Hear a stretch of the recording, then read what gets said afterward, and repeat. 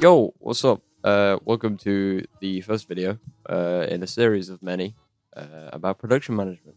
So you might be wondering, what is this? Why is a channel with one subscriber and a picture of a spotty-faced 18-year-old posting this? Well, this is a part of a personal project during my second year of college. I've been given an assignment asking me to create a project that I have a personal interest in and will act as my stimulus. So I'm going to do mine about what makes a good production manager.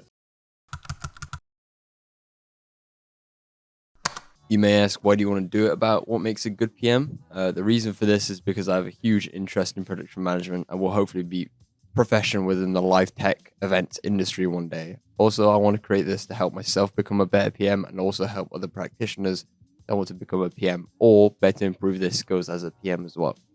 In the following series, I'm going to go through the skills and techniques needed from a PM as well as the reason for them, and then showing you evidence that these skills are needed.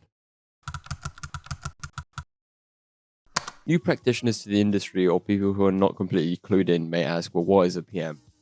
Well, PM is short for production manager. It is a role of the production manager to manage a team of engineers through a gig. Anyways, a PM is one of the highest roles within a production team. All engineers and heads of departments will usually listen to the PM when it comes to how the gig will run, why some things can't be done, what budget they have to use, etc. But these are not the only things a PM does. A production manager also keeps the team and everyone else in the venue space safe. Is their most important responsibility before actually putting on a gig. The way they do this is through documents such as risk assessments and other forms of documentations that outline health risks and how they will be rectified. The PM is also a channel of communication or a conduit of sorts from the client and the team of practitioners. For example, a gig will always have a venue or a client, someone who hired you to do the gig or event.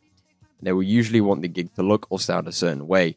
One way the engineers know what to do is via the PM.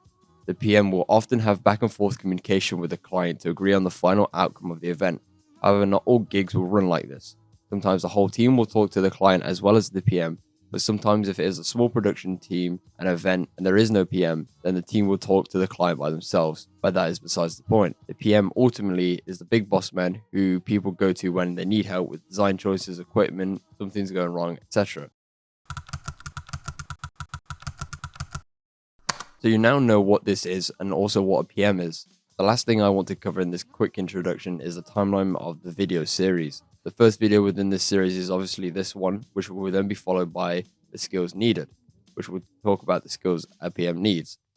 The third video will be the interviews, where I'll interview a variety of practitioners and engineers where I see what they think about PMing and then comparing their answers to one another and then comparing the most popular to my second video, skills needed, and see if they line up, and if not, I will take them into consideration and then build my own repertoire of skills on them.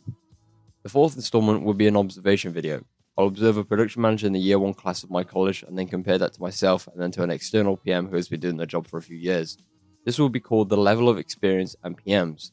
I'll compare all three of us and see the most common skills and see how they compare to the interviews and my previous hypothesis in video 2. Finally, the last video will showcase a conclusion where I will tie up all loose ends and give my final thoughts about what makes a good PM. That's pretty much all for today. Thanks for watching. Hope you watch the rest of the series, and I hope this wasn't, too long of an introduction.